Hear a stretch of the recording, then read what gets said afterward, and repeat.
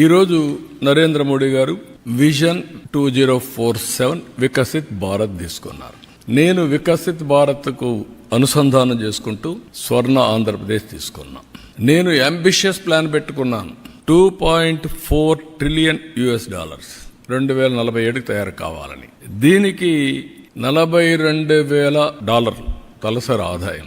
ఆ రోజు డాలర్ ఎంత రేటు ఉంటే అంత వస్తుంది. ఈ రోజు 3,200 ఆ ప్రాంతంలో ఉన్నాం. దీనికి 14 నుంచి 15% గ్రోత్ రేట్ రావాలి. ఆంధ్రప్రదేశ్ లో 15% రావాలి. పోయిన 5 సంవత్సరాలు తెలుగుదేశం పార్టీ టైంలో 13.5 వచ్చాం.